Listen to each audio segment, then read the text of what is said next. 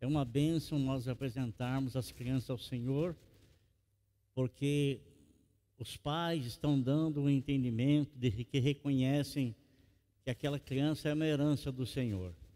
E como herança do Senhor, logicamente, há uma responsabilidade sobre os pais de ensinar os filhos. Às vezes, assim, eu fico não surpreso, mas assim, às vezes a pessoa, ela apresenta o filho ao Senhor, ela não vem na igreja, só apresenta como se fosse um batizado e depois, né? E não é assim, né, irmão? Não é assim, né? Tem que ser apresentado ao Senhor e os pais, permanentemente, continuamente, educar aquela criança no caminho, porque ela é uma herança de Deus. Então, aquela criança, sendo essa herança de Deus, os pais têm a responsabilidade de educar as crianças no caminho do Senhor. Assim como João Batista, assim como o Senhor Jesus foram apresentados ao Senhor, e os pais os educaram no caminho do Senhor, assim como acontecia com todo o povo. E infelizmente, vou contar aqui uma realidade aos irmãos. Infelizmente, tem muitos irmãos, muitas pessoas que acham que apresentar o filho já bastou. Pronto, está pronto. Não é isso, não é isso, né? Os pais apresentamos os filhos ao Senhor, logicamente que o Senhor se agrada daquilo, pelo reconhecimento dos pais, que os filhos são herança do Senhor, por isso estão apresentando ao Senhor. Mas se o Senhor deu para os pais educarem essas crianças no caminho do Senhor, né? Serem ensinadas. E hoje, é o terceiro domingo do mês, e como acontece no terceiro domingo do mês, nós vamos falar um pouco sobre missões. Nós vimos aqui o esquadrão quadrangular se apresentando, dando um breve relatório do trabalho que eles têm feito, dando um breve relatório da igreja que está sofrendo perseguição no mundo, né?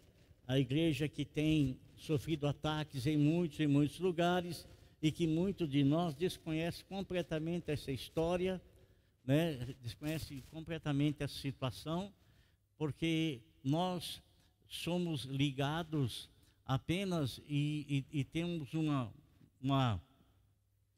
uma ideia de que no mundo todo, tudo, assim como é no nosso país, é no mundo todo, né? O evangelho é bem aceito, é bem quisto, é bem recebido, né? Mas isso não é verdade. Você sabe que o Brasil, ele é o país com maior número de cristãos no mundo. Maior número de cristãos, mas preste atenção no que eu vou falar para você. É o maior número de cristãos, não os 90 e 80 e pouco por cento de cristãos que existem no Brasil são cristãos nominais, né? São cristãos nominal, mas na verdade não são discípulos do Senhor, porque pouco ou quase nada eles conhecem a respeito de Jesus. Pouco ou quase nada eles conhecem do livro que fala de Jesus. Não tem como eu conhecer Jesus se eu não conhecer o livro dele. Não tem como eu conhecer Jesus se eu não ler as inspirações que os discípulos tiveram e outros escritores para escreverem para nós a vida, a biografia, a doutrina, a orientação, que não tem como. Mas graças a Deus, irmãos, que é assim, que tem uma mente um pouco voltada. Não existe ninguém que é revoltado contra Cristo no nosso país. Até muitas pessoas que não entendem nada, eles têm um respeito pela palavra, pelo Senhor Jesus. Têm um respeito, muito embora conheçam de ouvir falar, mas não têm nenhum relacionamento com Ele, mas têm respeito para com o nome dEle. E não é assim em muitos países. Muitos países não aceitam de jeito nenhum. Não existe igreja, não existe Bíblia. Ele estava falando aqui, o Mateus, que a Síria, esse ano 2024, o Bashar al-Assad foi banido de lá, que era um sanguinário terrível, né?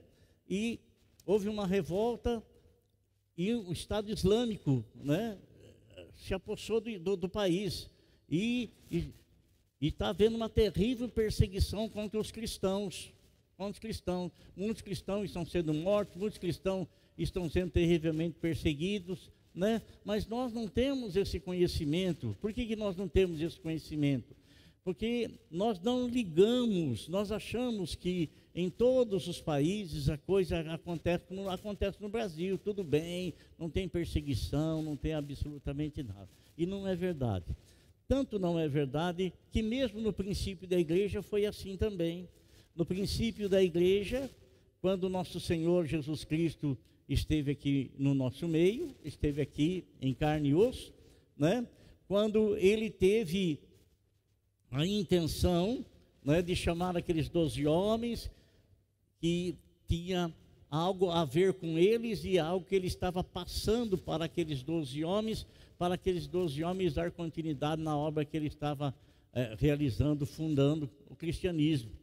E a pessoa dele é tão importante no mundo, que quando ele veio, dividiu-se em 2 etapas, né?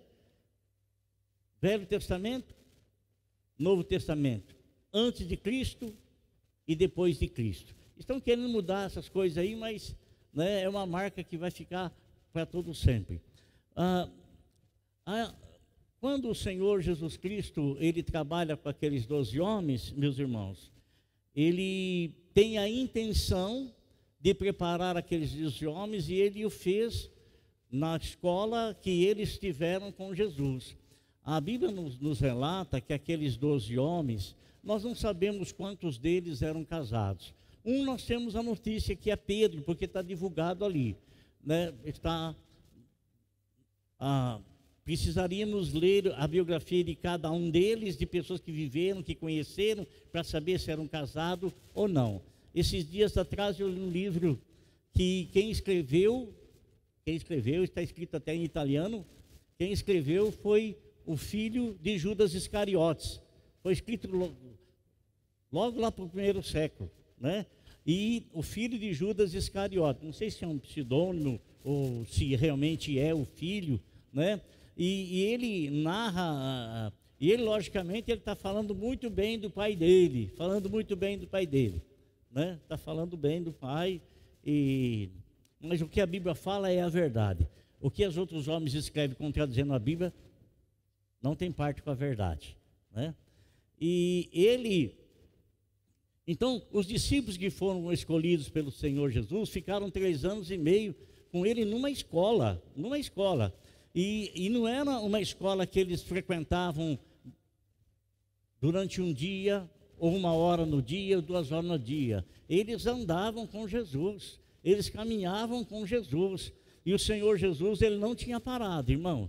Ele era um homem itinerante, ele não tinha um local específico, um lugar onde ele fundou uma igreja, uma denominação, e ajuntou o povo. Não, ele fazia um trabalho de evangelismo maravilhoso. E onde ele andava, ele tinha semente da palavra, e ele jogava a semente, lançava a semente, ensinava aqueles que andavam, que estavam perto, e tudo aquilo que ele falava para o povo, e o povo não tinha a capacidade de compreensão, e muitas vezes nem próprios discípulos deles tinham maturidade espiritual para aprender aquilo que ele estava falando, mas ele tinha um particular com esses 12 homens, e todas as dúvidas que esses 12 homens tinham, chegavam até Jesus, interrogavam o Senhor, ou então o próprio Senhor Jesus Cristo, quando percebia que eles não entendiam, né, em particular o Senhor então revelava a eles o que ele estava querendo dizer com aquilo outro, com essa parábola, com aquela outra parábola. Esses 12 homens foram preparados, irmãos, sabe? E muitos deles achavam que já estavam prontos, e na verdade eles não estavam prontos, tanto que no final, quando o Senhor Jesus Cristo já estava prestes a passar pela cruz, aqueles 12 homens negaram o Senhor. Olha, toma cuidado, presta atenção no que eu vou dizer para você. Não ache que você é além daquilo que você na verdade é. Não pense que você tem uma fé grandiosa Porque às vezes vem uma provação, coisas da terra. Deus não prova ninguém com coisas da terra, acontecimentos terrenos. Às vezes acontece uma situação com você, e você que antes dessa situação achava ter uma fé grandiosa, uma fé que removia os montes, uma fé extraordinária, uma fé belíssima, de repente, desmorona tudo. Por que Deus permitiu tal coisa? Para te derrubar? Não. Permitiu tal coisa para você não confiar em si mesmo. Não achar que você suporta além daquilo que você pode suportar. Para você não achar que você tem uma capacidade além daquilo que lhe é exigida. Às vezes, muitas pessoas tinham fé grandiosas, até o momento que algo aconteceu e de repente desabou toda aquela grandiosidade de fé que tinha e que possuía. Então, Pedro era um homem que tinha uma confiança em si mesmo extraordinária, grandiosa demais. Só que no momento em que foi provado, desmoronou-se. Desmoronou-se, caiu para nunca mais cair novamente. Porque o Senhor o levantou, o Senhor o ergueu. E agora o Senhor o ergueu, ele não confiando em si mesmo, mas confiando totalmente no Senhor. E quando o Senhor então prepara esses 12 homens, meus irmãos, a intenção do Senhor era muito clara. Os preparou para pregar o Evangelho, os preparou ensinando-os a oração, preparou-os como exemplo para eles. E uma coisa o Senhor chamou a atenção deles. O Senhor disse que eles iriam receber algo vindo do céu, e que, muito embora eles tivessem recebido a ordem de ir por todo mundo e pregar o Evangelho a toda criatura, o Senhor primeiramente disse para eles: não tenham pressa, fiquem observando os sinais e fiquem atentos. Esperem até que do alto vocês sejam revestidos de poder, revestidos de autoridade. A autoridade é essa que lhes dará poder para transmitir, para pregar o Evangelho. E eles foram obedientes ao Senhor. Foram obedientes. Depois que o Senhor restaurou todos à sua presença novamente, depois de todos eles o terem abandonado, o terem deixado, o Senhor os restaurou e eles agora estavam permanentemente esperando e confiando no Senhor aquilo que o Senhor lhes havia prometido. Em Atos, no capítulo 2, versículo 8, nos diz lá que o Senhor lhes prometeu que eles receberiam o poder do alto, e o Espírito Santo viria sobre eles, encheria-os de poder, e isso lhes daria então autoridade para pregar o Evangelho em Jerusalém, na Judéia, em Samaria e até os confins da terra, Isso, eles estariam recebendo essa autoridade, esse poder, E como toda a palavra do Senhor não deixa de se cumprir, ela teve o cumprimento. Eles estavam todos reunidos na presença do Senhor, todos eles. E eu quero dizer uma coisa para você, irmão. Se você não eu gostaria que você se esforçasse o máximo para você buscar o batismo com o Espírito Santo.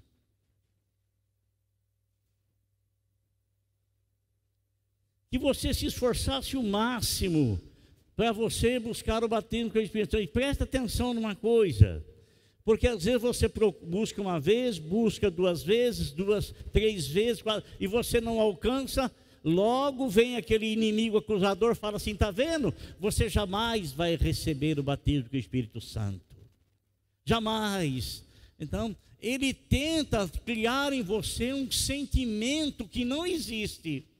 Mas a partir do momento em que você busca algo que você não recebe, ele procura essa oportunidade para jogar uma coisa na tua mente, para te bloquear.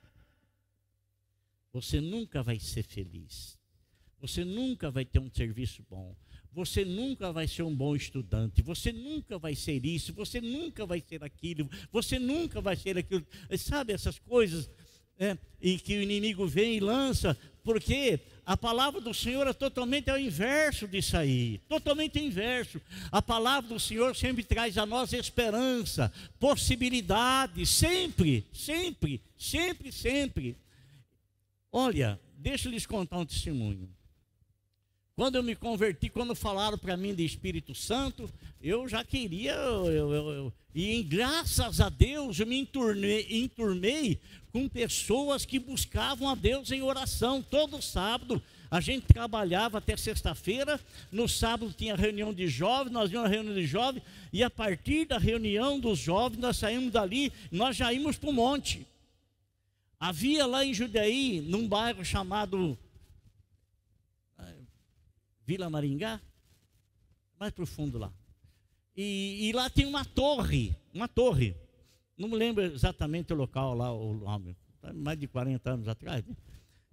A gente ia lá, irmão, e tinha uma porteira para entrar, e nós íamos de carro, abrimos a porteira, subimos lá em cima com o carro, e a gente orava lá, 1 vez, 2 vezes, 3 vezes, 4 vezes.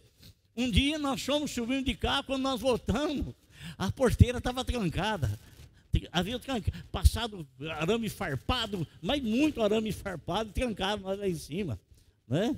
E aí a gente teve que cortar, né? Tivemos que quebrar o arame lá com tinha um irmão que tinha alicate e a gente foi embora.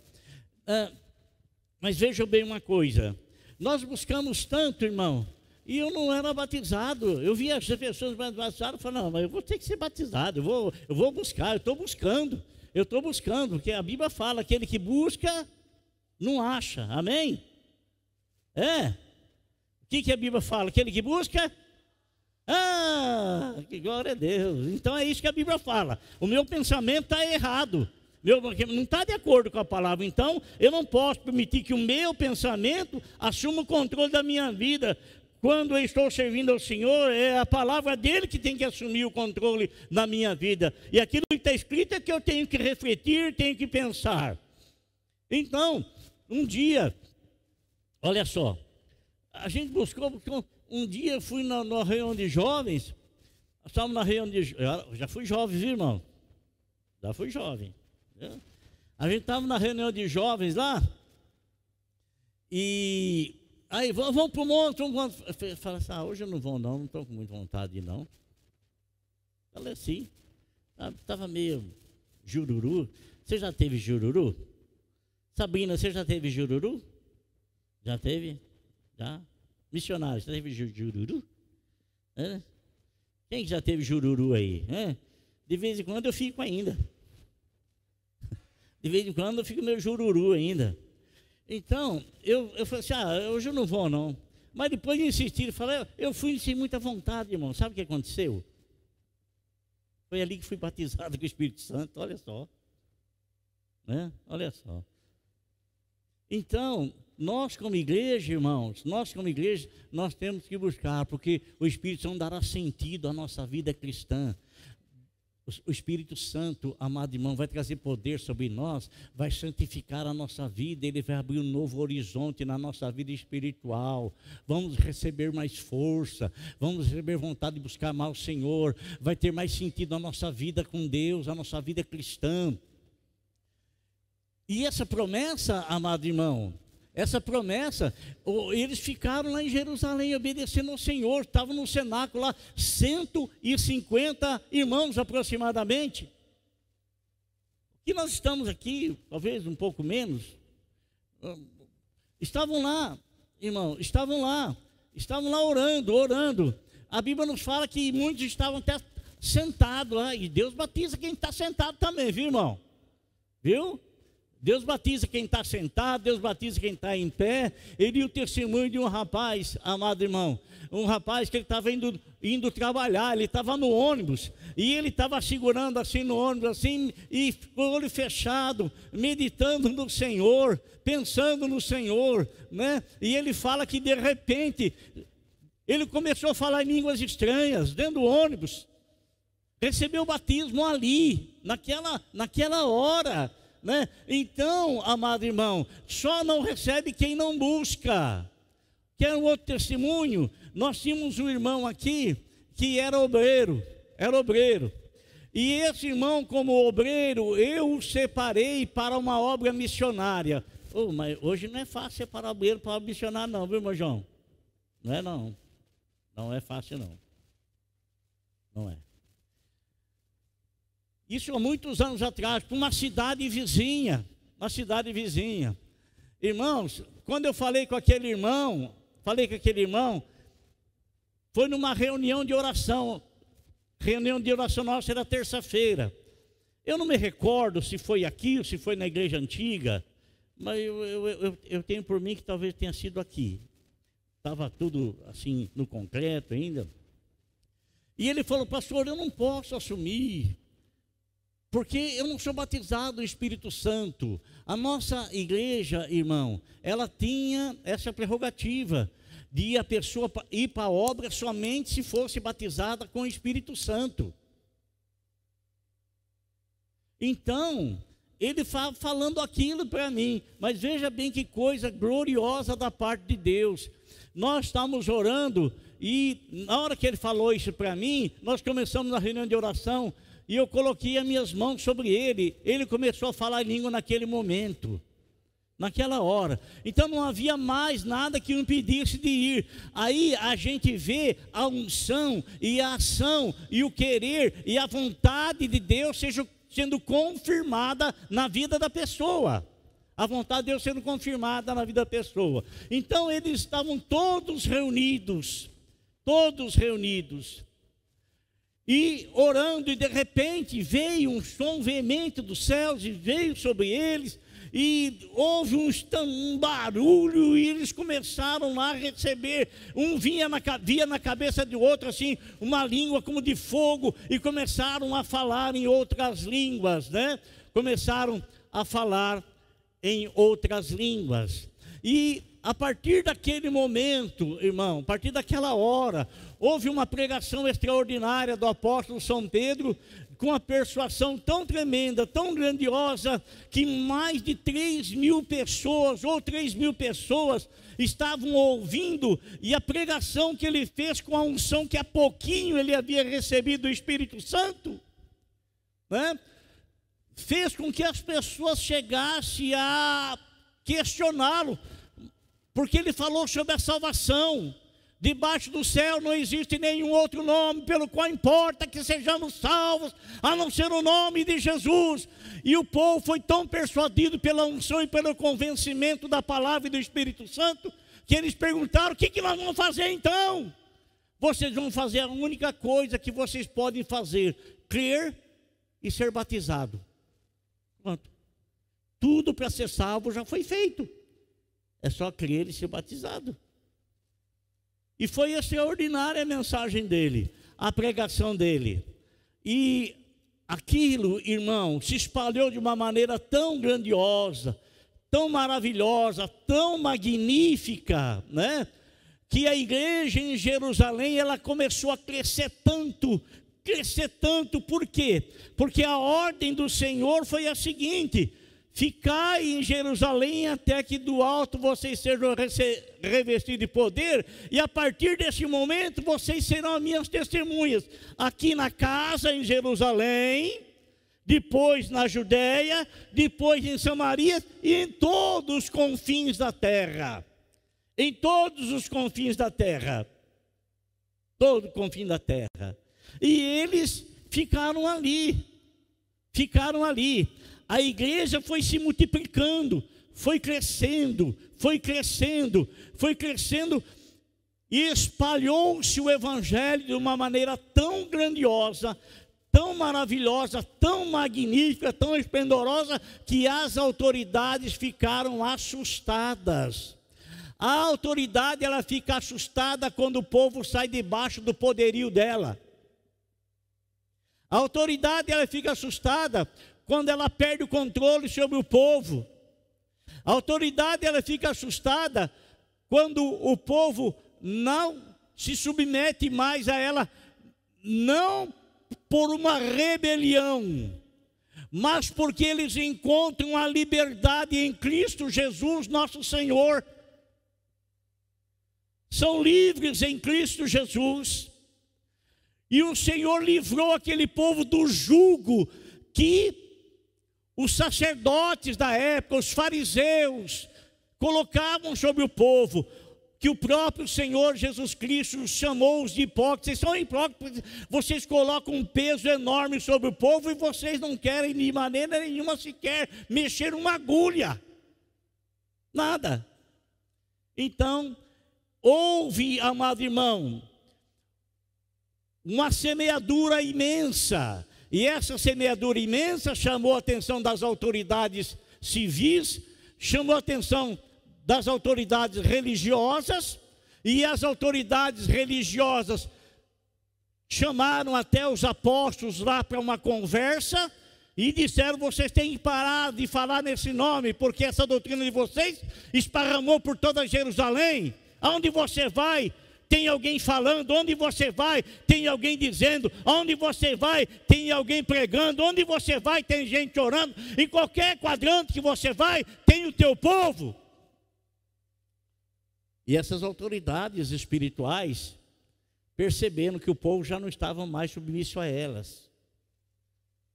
Você se lembra quando o povo falou para as autoridades religiosas: ele é diferente de vocês, ele prega com autoridade, prega diferente de vocês, fala diferente. Irmãos, olha, eu quero ler com você algo que sucedeu após isso. A igreja foi crescendo, e você sabe que lá no meio da igreja havia muitas viúvas, muitas pessoas necessitadas, e houve até lá entre eles uma acusação, de um acusando o outro. A igreja, lá no princípio da igreja. Mas não era algo que não podia se resolver, era algo que se solucionava. Havia a possibilidade de solucionar. Por que havia a possibilidade de solucionar? Porque aquilo que se exigia, tudo vinha sobre os 11 ou 12 com Matias. Tudo vinha sobre os 11. E eles não foram escolhidos para fazerem todas as coisas, como eles mesmos estão dizendo ali, que nós vamos ler. Não é? Estão dizendo ali. E houve-se então uma necessidade de levantar pessoas que viessem a auxiliar os 11 em áreas que faziam parte da igreja, mas que não havia necessidade dos apóstolos fazerem aquilo. Vamos ler a Bíblia? Abra aí, por favor, em Atos dos Apóstolos.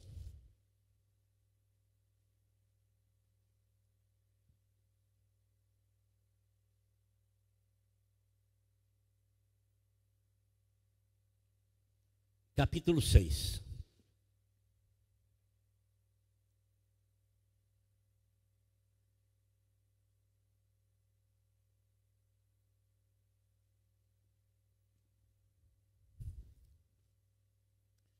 Atos dos Apóstolos, capítulo 6. Olha o que está escrito. Naqueles dias, crescendo o número de discípulos, os judeus de fala grega, entre eles, queixaram-se de todos os judeus de fala hebraica. Então, tinha judeus que se tornaram discípulos e que falavam grego, e tinha judeus que se tornaram discípulos e que falavam a língua hebraica. E havia uma certa divergência entre eles, provocada por quê? Porque suas viúvas estavam sendo esquecidas na distribuição diária de alimento. Então, os judeus de língua grega estavam inquirindo e reclamando para os apóstolos que estava havendo uma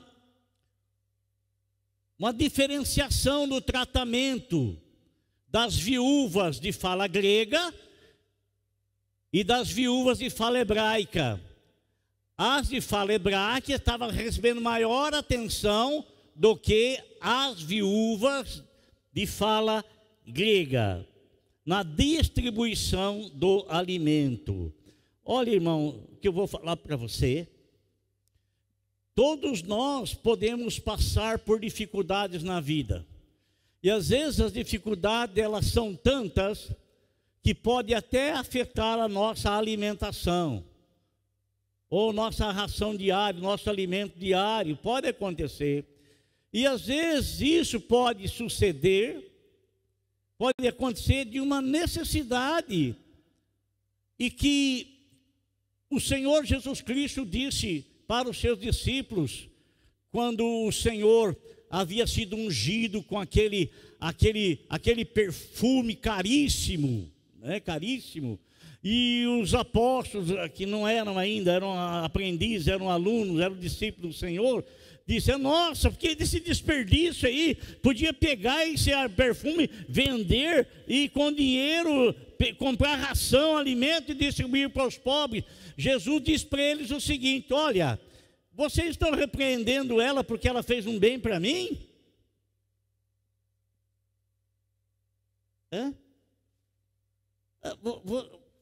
Vocês acham que vocês têm o direito? Vocês acham que vocês têm o direito de meter o bedelho naquilo que aquela pessoa está fazendo para mim, se você não tem coragem de fazer?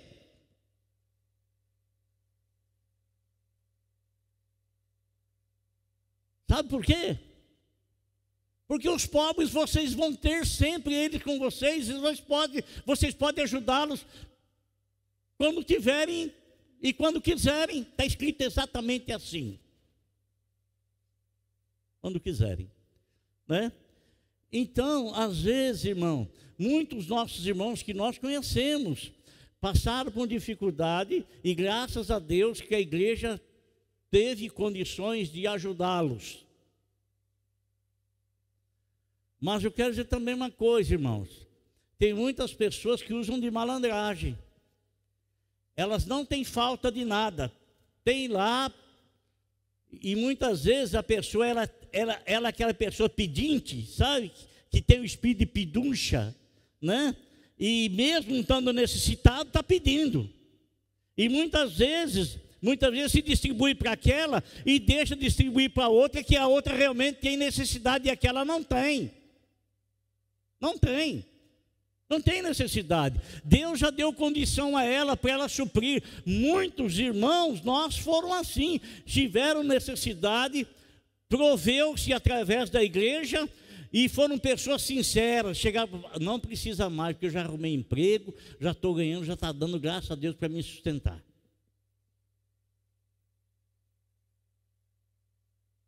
Não é assim? Mas tem muitos que fica com aquele espírito de dependência, aquele espírito de dependência, espírito de dependência, espírito de dependência, espírito de dependência, espírito de dependência. Está sempre na dependência, vai ficar, morrer na dependência.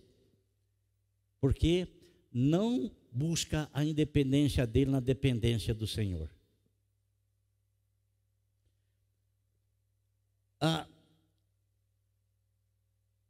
Muitos irmãos aqui, que quando expõem necessidade, nós pedimos para irmãos ir lá averiguar se realmente é desse jeito, sim. Porque às vezes você dá uma coisa, a pessoa vai ali, vende e troca por outra coisa. Dá uma coisa aqui, então os irmãos da assistência social vai na casa da pessoa ver se realmente está precisando ou não. Ver se realmente é da forma como disse ou não. Infelizmente tem que ser assim. Não precisava ser. Não precisava ser assim, mas infelizmente tem que ser assim, por causa da insinceridade da pessoa. Então, aqui, meus irmãos, eles tiveram, então, uma boa ideia. Olha o que eles conversaram. Por isso, versículo 2: os 12 reuniram todos os discípulos e disseram: Não é certo negligenciarmos o ministério da palavra de Deus, a fim de servir às mesas. Então, eles reuniram os discípulos, todos eles, e falaram: olha, nós não podemos, nós somos chamados, fomos separados para um ministério específico, ministrar a palavra.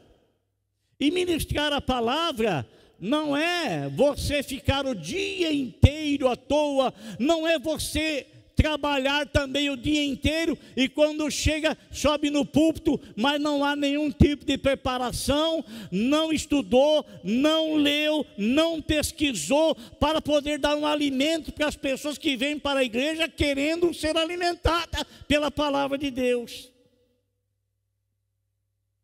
Ser alimentada pela palavra de Deus.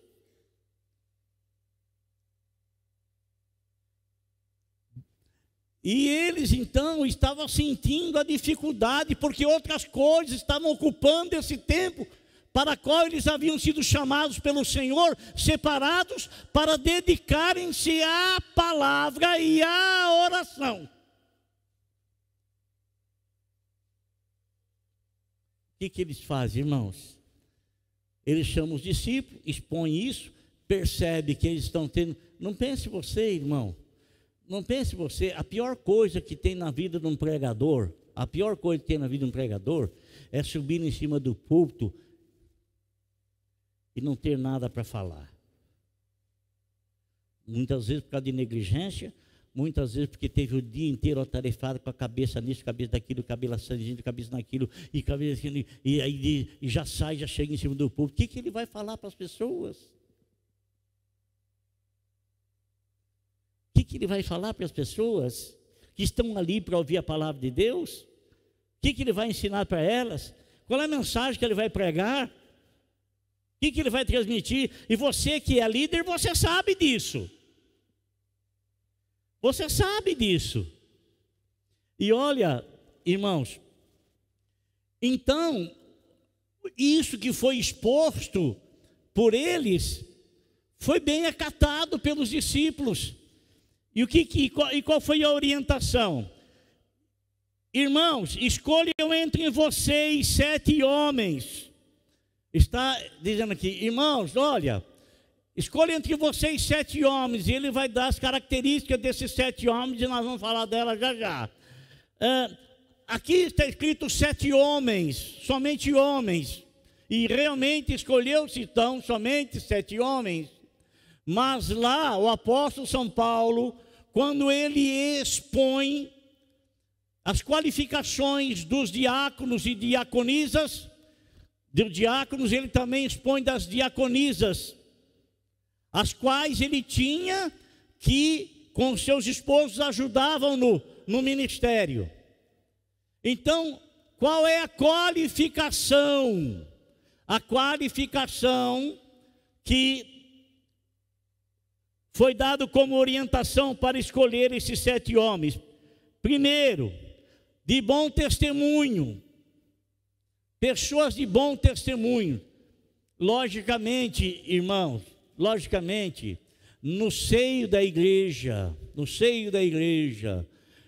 nem todos se conhecem. No seio da igreja, às vezes nós nos conhecemos tão apenas num final de semana, quando nós nos reunimos.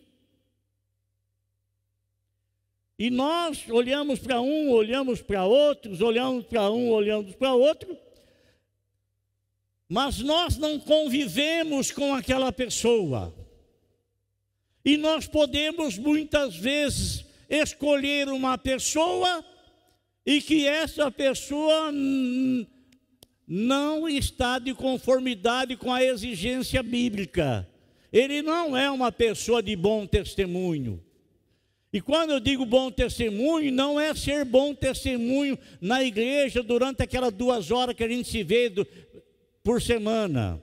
Bom testemunho, o apóstolo São Paulo fala, bom testemunho também das pessoas de fora, para que não haja escândalo nem para o judeu, nem para o grego e nem para a igreja de Deus. Bom testemunho. Judas Iscariotes era um camarada de bom testemunho?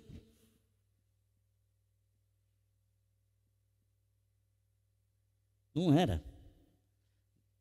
Mas quando Jesus escolheu, o escolheu para um fim igual aos demais. Igual aos demais. Igual aos demais. Mas foi durante a caminhada, por ele ser o tesoureiro, e o tesoureiro era uma das pessoas de maior confiança, irmão. Porque vai tratar com dinheiro.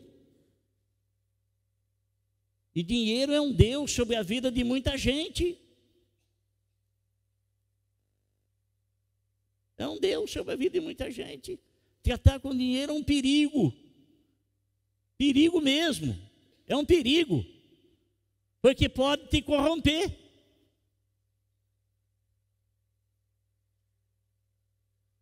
Então, primeira coisa, uma pessoa de bom testemunho.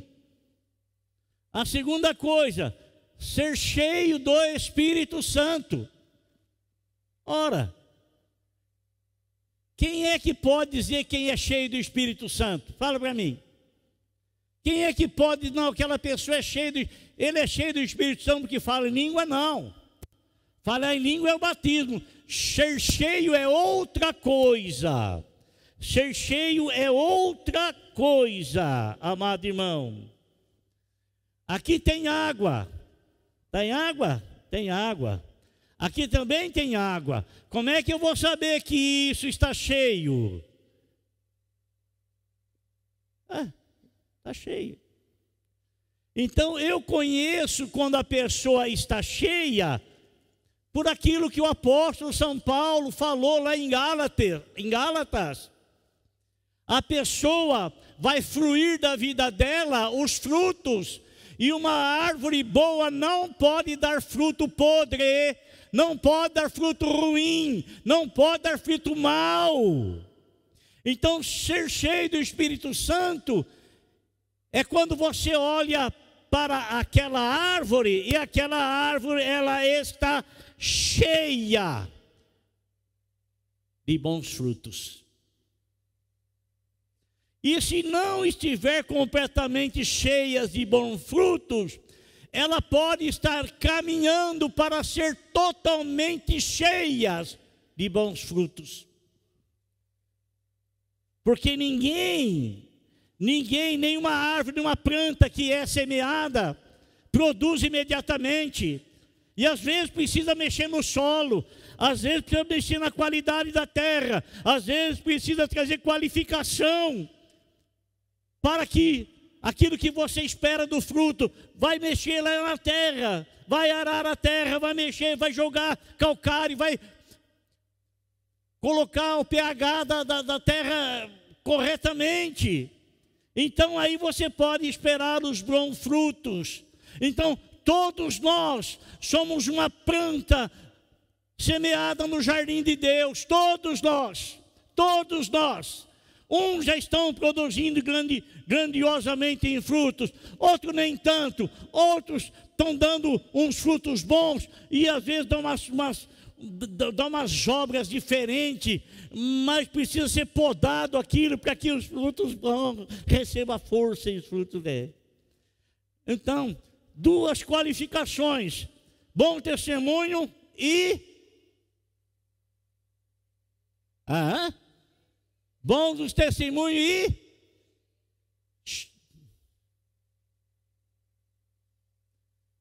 o que está escrito aí? Bom testemunho e irmão João, me ajuda aí, irmão João, pelo amor de Deus, irmão João. Estou me esforçando aqui, irmão João, me ajuda aí. Bom testemunho e cheio do Espírito Santo, amém? São só essas duas qualificações? Não, tem a terceira. Qual é a terceira? Cheio de sabedoria. Cheio de sabedoria. E o que a Bíblia fala, o que é cheio de sabedoria? O que ela fala? Ela fala que ser cheio de sabedoria, ter sabedoria, e o princípio da sabedoria é o temor a Deus. A qualificação do diácono não era simples não, irmão João. E irmã Marta? Irmão Alex? Irmão Ricardo? Irmão da chapa lá? Wellington? Irmã Nair? Irmã... Não é Aimee, é Rosemê. Irmã Rosemê. Né? Então, qualificações para ser um diácono, irmão. O que você acha? Agora, presta atenção.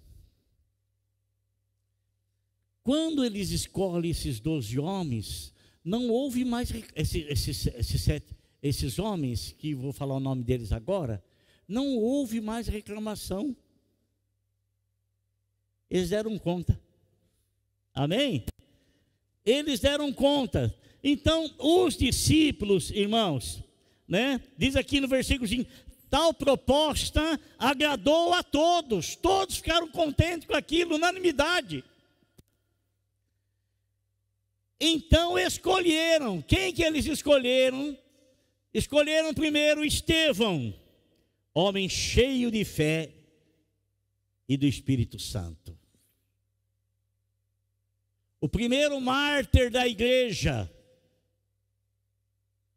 O primeiro mártir da igreja não foi nenhum apóstolo, foi um diácono.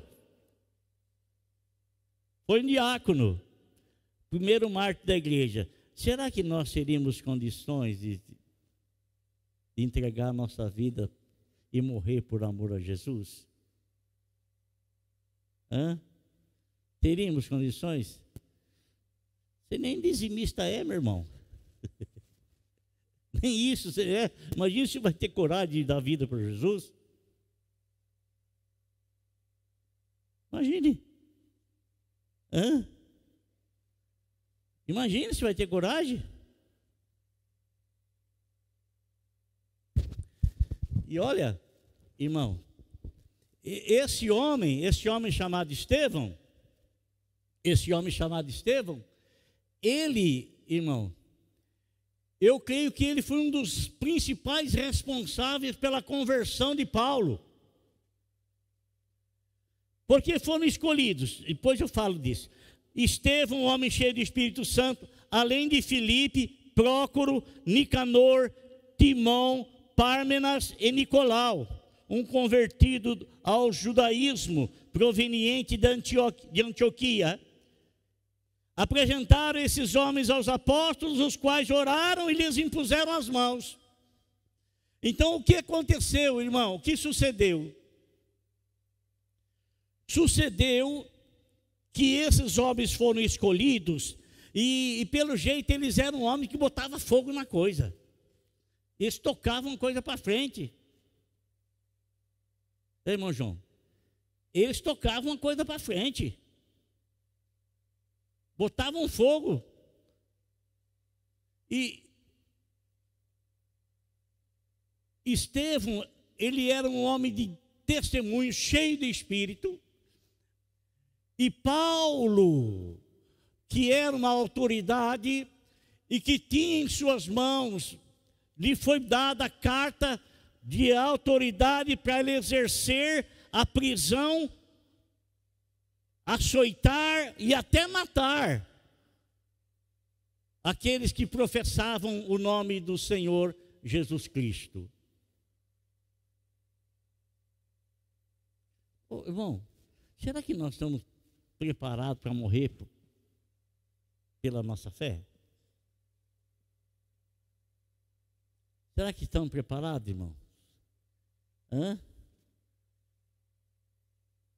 Presta atenção no que eu vou falar para você. Aqui não vai... Às vezes a gente pode achar que está. Mas na hora, irmão João, uma hipótese, na hora que pega você, pega a sua esposa, pega o seu filho e põe uma arma na cabeça do seu filho e diz para você: ou você nega a Jesus, eu mato teu filho na tua frente agora. Deus que nos livre, que nunca aconteça isso conosco. A gente pode presumir que a gente... Não, eu vou morrer. A gente pode, mas na hora, no momento exato da execução da situação, é que nós vamos ver que reação que nós vamos ter.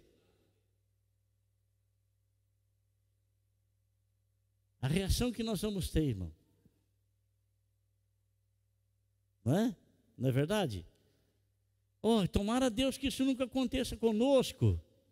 Tomara a Deus, porque isso acontece na China, isso acontece na Coreia, isso acontece nos países islâmicos, isso acontece. Isso aconteceu em Cuba, quando Fidel Castro e Che Guevara invadiram lá, puseram no paredão muitos padres, muitos pastores e suas famílias e mataram todo mundo. Acontece. Graças a Deus. Graças a Deus que nós estamos aqui na caminhada com o Senhor, podendo pregar o Evangelho livremente, podendo anunciar o Evangelho, podendo fazer, às vezes não faz, na verdade não faz nenhuma coisa nem outra. A gente satisfaz de vir na igreja no final de semana e glória a Deus, e louvado seja, e exaltado seja, e isso aí. Né? É isso aí. Então, irmãos, quando Paulo permite que Estevão seja apedrejado e morto, a Bíblia nos fala que Estevão ele fez uma oração ao Senhor. E a oração que Estevão fez está baseada na oração que nosso Senhor Jesus Cristo fez quando ele foi pregado na cruz. Pai, perdoa porque eles não sabem o que estão fazendo. Foi a mesma oração que Estevão fez. E eu tenho certeza, irmão, que Paulo, ao ouvir aquilo, foi colocado brasas vivas na cabeça dele. E aquilo ficou na cabeça dele. Ficou. Eu estava vendo um dia desses, amado, num julgamento que teve de um rapaz que assassinou várias pessoas. E as famílias foram dar o depoimento e falaram para aquele rapaz: eu quero que você morra, eu quero que você pague por tudo que fez, eu te odeio, você acabou de destruir a nossa família. E o cara geladão lá ouvindo aquilo, até que subiu, depois de várias pessoas falar, subiu um senhor lá, e o senhor com lágrimas nos olhos diz para ele: eu perdoo você o que você fez. Você destruiu a minha família, matou a pessoa que nós amávamos, mas eu estou te oferecendo aqui o meu perdão. Aquilo quebrou o camarada, irmão. Aquele homem começou a chorar. Então, quando Paulo ouviu o que Estevão disse, brasas ficaram na cabeça dele, brasas ficaram na mente dele, ficaram ali. Como é que pode? A gente mata o cara e o cara está oferecendo perdão para nós? Ficou na mente dele, na cabeça dele. E assim, amado irmão, Jerusalém, ela foi enchendo com a pregação do Evangelho, né? Depois de Estevão, junto com ele foi escolhido Filipe foi escolhido junto com ele, e mais 5 pessoas, e todas essas demais pessoas, cada uma delas tiveram um fim diferente.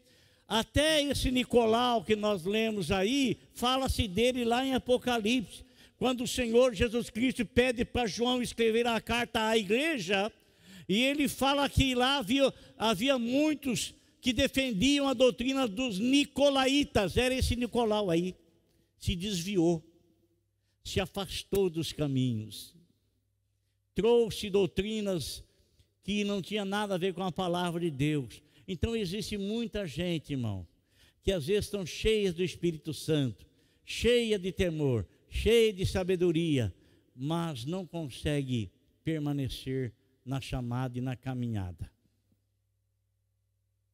Vão procurar outras coisas, não se contenta com a pureza e a simplicidade do Evangelho, vão e tentam buscar todas as coisas. Tem muitos irmãos, às vezes eu fico assim, irmãos, ele ouve pregação na internet e fica postando para os demais irmãos. E aí quando você vai perceber, você percebe que aquela pregação não tem nada a ver com as doutrinas puras do Evangelho. Mas porque tem palavras bonitas, o irmão acha que é, né? Que é verdade. Então, o que aconteceu, irmãos? Aconteceu que Jerusalém foi cheia, até esse momento, até esse exato momento. Por que até esse exato momento? Porque até aquele momento, eles não saíam do lugar, Eles encheram Jerusalém, e em Jerusalém eles estavam, em Jerusalém eles permaneceram. Mas a ordem qual é que era? Vocês vão receber o poder e vocês vão ser testemunha, primeiramente em Jerusalém, depois na Judéia, depois em Samaria e depois até os confins da terra. Era essa a ordem. Porque se eles não saíssem de Jerusalém, nasceu ali e ia morrer ali. Não ia passar fronteira. Nasceu ali, ia morrer ali. Não iria sair daquela fronteira, ia ficar ali. Mas a ordem do Senhor é para que saíssem fazendo o quê? Levando o evangelho, pregando o evangelho. Mas eles permaneceram ali. Quando a gente não obedece o que Deus fala, Deus permite vir algumas provações e faz com que exista a diáspora, a dispersão.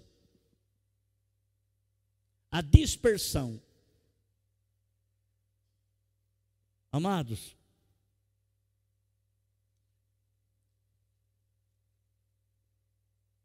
quando acontece essa dispersão por causa da perseguição,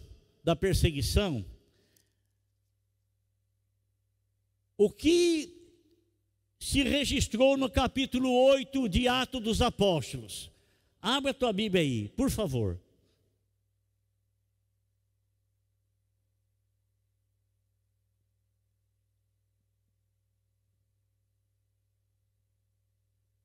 Está escrito assim: e Saulo estava ali, consentindo na morte de Estevão.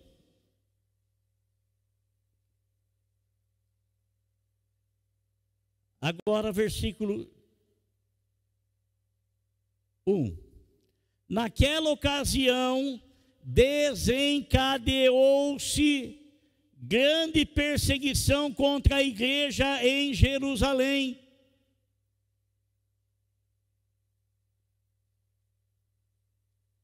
Naquela época desencadeou-se grande perseguição na igreja em Jerusalém. Por que em Jerusalém? Porque não estava na Judéia, porque não estava em Samaria, porque não estava nos confins da terra. Manifestou-se ali porque ali é que estava o foco. E o Senhor permitiu essa perseguição para que eles que não obedeceram aquilo que o Senhor havia lhes dado, havia lhes falado, havia lhes ordenado, agora eles iriam ser dispersos para cumprir o que o Senhor lhes havia falado.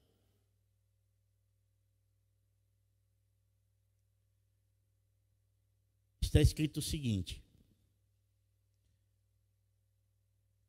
desencadeou-se grande perseguição contra a igreja em Jerusalém.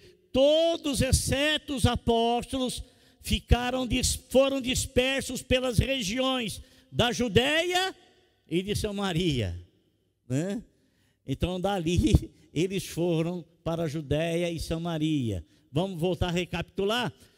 Receberão poder a descer sobre vós, Espírito Santo, e ser-me-eis testemunho em Jerusalém. Já eram Judéia, Samaria e os confins da terra.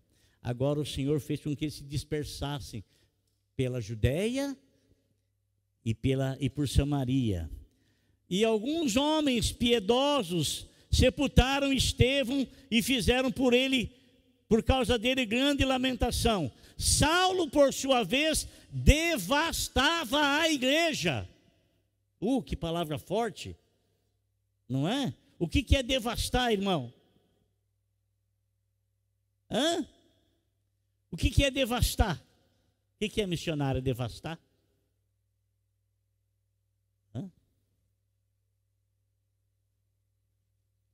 Irmão, quando dá aquela enchente que deu no Rio Grande do Sul,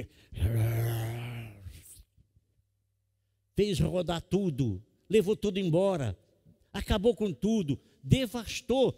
Era isso que Paulo estava fazendo, irmão. Ele estava devastando. Olha a capacidade de poder e crueldade desse homem.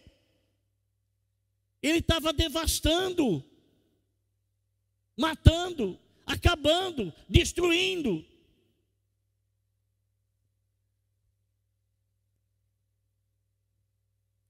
Poxa, sabe, irmãos, quanto mais facilidade nós temos nas coisas do Senhor, mais negligentes a gente fica. Menos cuidadoso a gente fica, menos zeloso. Vira-se uma coisa corriqueira, vira uma coisa que parece sem importância, vira uma coisa assim como se fosse mecanicamente. Assim. Às vezes, a gente perde o zelo de princípio, aquele temor do Senhor, aquele amor que a gente tinha pelo Senhor, aquele desejo permanente de buscar o Senhor, de fazer o mundo conhecer o Evangelho. E quando a gente se converte, a gente quer salvar o mundo todo, a gente quer pregar o Evangelho para todo mundo, mas aquilo vai se perdendo no decorrer dos tempos, porque a gente não persiste e não faz com que aquela chama permaneça acesa. A gente permite que outras coisas vá tirando de nós a energia, a brasa, o fogo. Vai tirando, vai arrancando a gente. Normalmente assim, não acontece de uma vez, nada acontece de uma vez, mas vai aos poucos.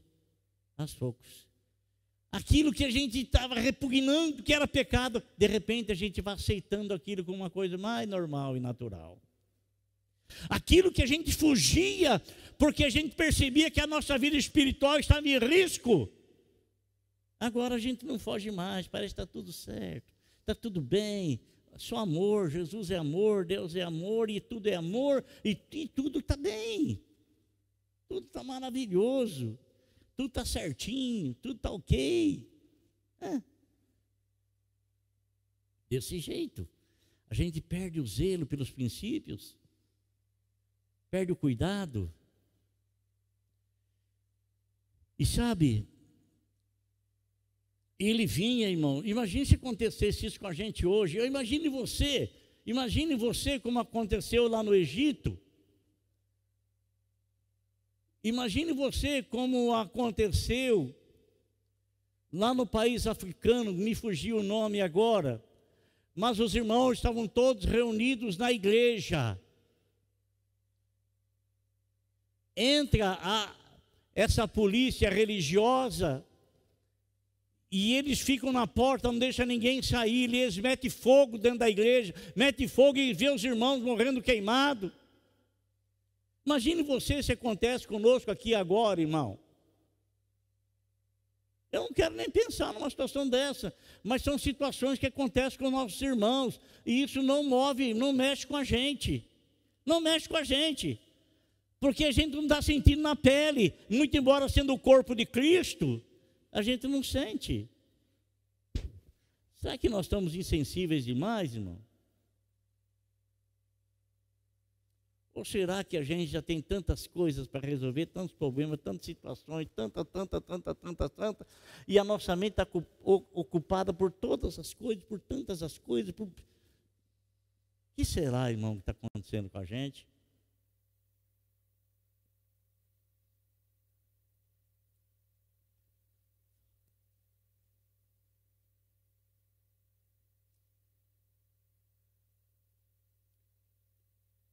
Ele devastava a igreja, indo de casa em casa, arrastava homens e mulheres e os lançava na prisão. Era isso que ele fazia. Agora, quero entrar aqui no mesmo, mais principal para poder falar para vocês. Mais principal não, nesse contexto, a gente quer falar. No versículo de número 4, está falando de Filipe. Nos diz aí: os que haviam sido dispersos pregavam a palavra por onde quer que fossem. O que eles faziam? Foram dispersos, a diáspora. E por onde eles foram, não está falando que era um único só que fazia isso. Por onde eles iam, eles pregavam a palavra, está escrito aqui. E os que haviam sido dispersos pregavam a palavra por onde quer que fossem. Por onde quer que fossem, eles pregavam a palavra. Às vezes, sabe o que acontece com a gente, amado? Sabe o que acontece com a gente? A gente se acha não em boa condição para fazer isso. Porque a gente fala, mas eu não sou pastor. Eles também não eram. Mas eu não sou apóstolo, eles também não eram. Eu não sou missionário, eles também não eram. Eles faziam parte do corpo de Cristo, que entenderam, compreenderam a missão deles. Ô irmão, todos os membros do meu corpo cooperam para o bom funcionamento do meu corpo todo. Muitos órgãos, muitos órgãos do meu corpo funcionam o corpo inteiro, graças a Deus. Então, todos nós aqui, todos nós, às vezes nós não temos uma palavra excelente de pregação, mas não é isso que o Senhor exige de nós. Apenas o Senhor quer que a gente testemunhe dele, porque se nós o testemunharmos diante dos homens, ele também testemunhará a nosso respeito diante dos anjos de Deus.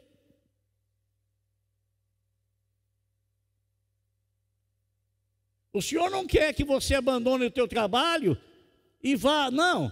Ele quer que você seja testemunha dele lá onde você trabalha. Ele não quer que você deixe lá a sua responsabilidade para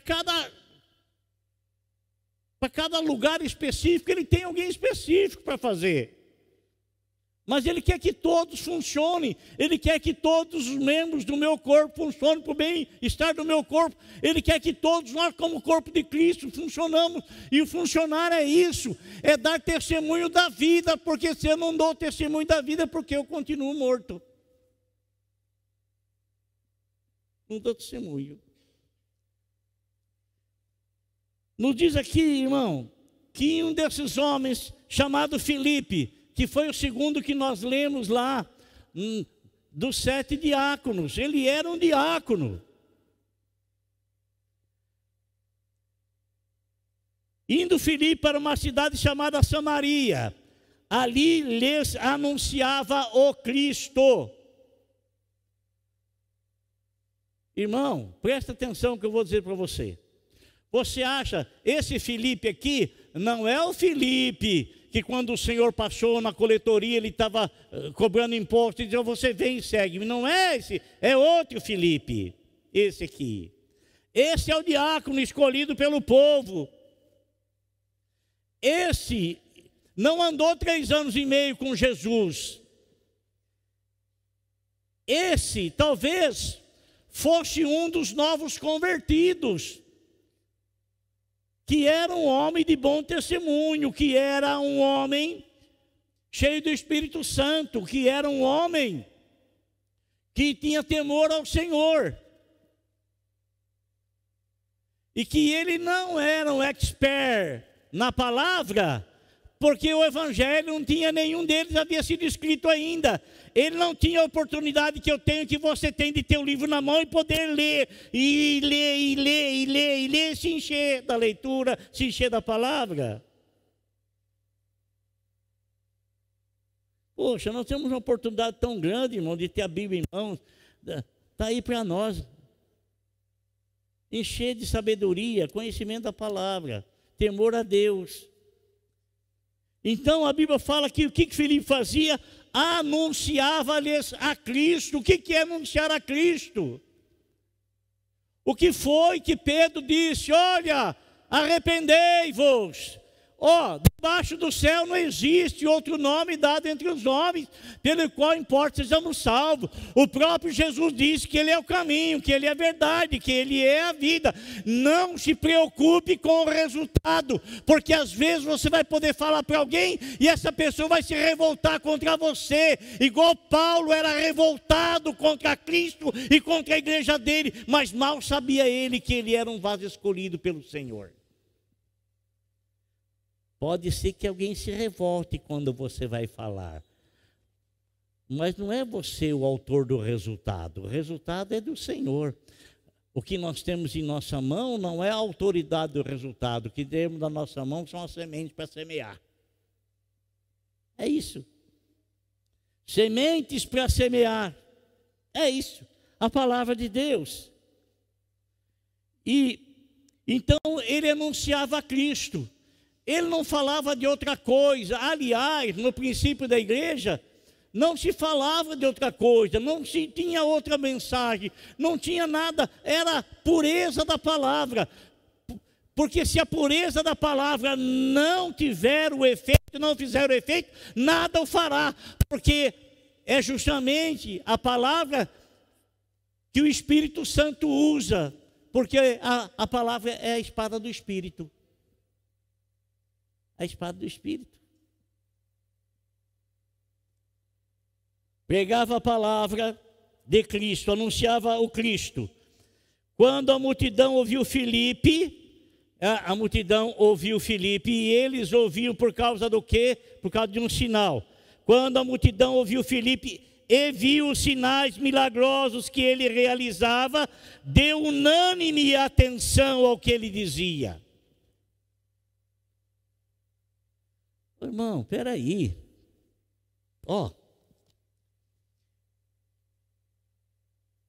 Era uma novidade o Evangelho. Eu conversei ontem, sexta-feira, com a irmã Denise, e ela falava para mim, pastor, ela fala até a data, ela é muito boa de data. Ela sabe até quanto tempo faz que eu não vou na casa dela. Ela fala para mim. Mas um dia desse eu surpreendi ela lá. Então, irmãos, olha aqui. Ela falou, pastor, faz 42 anos. E quando eu estava pregando lá, eu tinha um medo de ir lá na frente aceitar Jesus, porque quando a gente orava, irmão, caía muita gente endemoniada. Muita gente endemoniada. Sabe? E quando a gente orava, então ela tinha medo de cair endemoniada. Então ela não vinha à frente com medo de cair endemoniada. Mas ela falou que um dia ela criou coragem, e ela foi, e ela não caiu, e ela nunca caiu. Graças a Deus, né? Então ela estava falando 42 anos. Estava conversando com a irmã hoje, de manhã, e ela estava falando de uma bênção que ela recebeu, de um problema que ela tinha na garganta dela. Tumor que estava aparecendo, fez aquele exame que não me foge o nome agora, não sei se é tomografia ou se é radiografia, ela falou, né? E apareceu aquilo, e já encaminharam ela urgente, e ela falou com Jesus, falou, Senhor, né? E quando ela foi, e foi no especialista, e lá o especialista olhou, falou, mas o que está em você não é o que está dando aqui. Né? Examinou, falou, o que está dando aqui na radiografia, vou falar radiografia que eu não me recordo exatamente, né? Mas não é o que está aí. Não é o que está aí. E ele pôs uma agulha para tirar o líquido para fazer punção. E quando ele pôs a agulha, o negócio murchou. Murchou. E ele falou, coisa estranha isso aqui, porque isso aqui não é o que está na radiografia. Né? Aí ele pôs de novo, murchou mais ainda. E ela agradeceu a Deus, porque aquilo que era suspeita de princípio, não se concretizou, não se confirmou depois. Porque de palavras dela, ela sentiu Deus entrar com providência. A irmã Denise aí, barbaridade, só não estava de manhã aqui? Estava de manhã hoje, não? Não estava. A Lourdinha e a Maria de Lourdes, a Lourdinha e a Sebastiana que estava aqui, e a Celeste estava lá atrás. A senhora não estava, não. Então, foi sexta-feira que nós conversamos, né? A irmã Denise aí. Então, irmãos, Filipe foi, amado, e ele não tinha muito diálogo, não tinha muito o que falar, não tinha muito. Não é igual hoje nós podemos estudar a Bíblia, podemos degustar diante dela, não tinha isso aí. A mensagem de Cristo era uma mensagem nova. Nossa, Jesus. Já passou do horário, não passou? Não ainda? Dá, né? Só para terminar aqui. Então, quando a multidão ouviu Filipe e viu os sinais milagrosos que ele realizava, deu unânime atenção. Todos ficaram vidrados ouvindo o que ele estava falando. E viram os espíritos imundos saindo de muitos, dando gritos, e muitos paralíticos e mancos foram curados. Assim houve grande alegria naquela cidade. Amém? Você não precisa querer provocar grande alegria na cidade. Apenas provoque grande alegria na pessoa a quem você vai dirigir a palavra do Evangelho. Vai trazer alegria, porque o Evangelho é boa nova. Boa nova, não é má nova não. Boa nova. Evangelho é esperança. Evangelho é força, é renovação, é restauração, é vida nova. Amém? Deus abençoe vocês em nome de Jesus.